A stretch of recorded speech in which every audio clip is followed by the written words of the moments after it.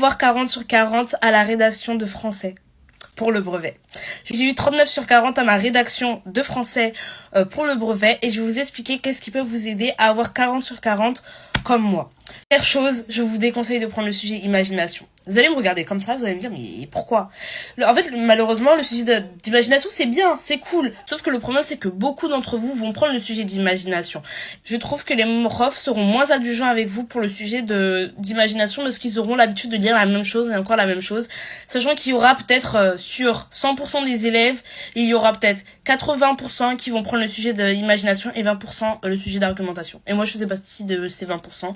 Et vous inquiétez pas, j'ai testé les deux. J'ai testé l'imagination pour le premier brevet, le brevet blanc. Je l'ai fait pour le brevet blanc et je me suis retrouvée à 15 sur 40.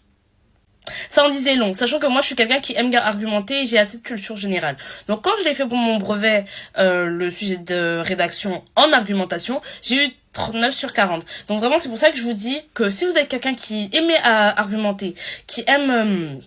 qui a de la culture et qui savent trouver des arguments, des points, des sous-points et des exemples, je vous conseille de prendre le sujet argumentation. Ensuite, les étapes et les choses que je vous conseille de faire pour avoir 40 sur 40 avec le sujet d'argumentation, c'est tout simplement, moi j'ai fait une sorte de structure. J'essaierai de vous trouver ma fiche de révision là-dessus.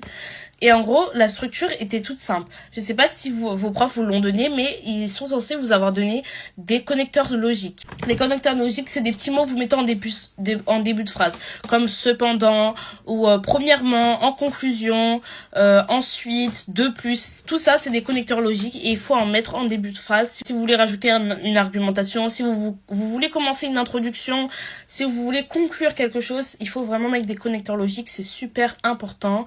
Mettez les connecteurs logiques à tous les débuts de phrases avec des alinéas, parce que comme ça à première vue ça va leur faire du bien aux yeux de voir que vous avez bien structuré vos parties et qu'il y en a bien 3 par exemple ou bien 4, etc. Première chose à faire avant d'attaquer votre sujet, il faut que vous fassiez un plan et que vous mettez vos arguments avec des exemples et des sous-arguments en fait. Ça c'est le plus important. Ça veut dire que vous avez une feuille. Vous avez une feuille de brouillon, on est censé vous avoir donné une feuille de brouillon et vous mettez vos arguments. Vous mettez les plus gros arguments avec des sous-arguments ou des exemples et vous faites ça, vous donnez des exemples, etc. Et vous faites ça en partie, comme ça vous savez qu'est-ce que vous devez mettre et comment bien le structurer et après c'est aussi simple que ça. Genre, c'est tout dans la structure et dans la stratégie. Il suffit juste d'avoir les bons arguments et si vous savez comment structurer, c'est fait. Mais si vous voulez, j'en ferai une vidéo sur la structure d'un sujet d'argumentation. Mais ça se fait très simplement. Mais enfin bref. En tout cas, j'espère que ça vous aura aidé. Et sûr, vous aurez 40 sur 40 pour votre brevet de rédaction en français. Voilà, bisous bisous.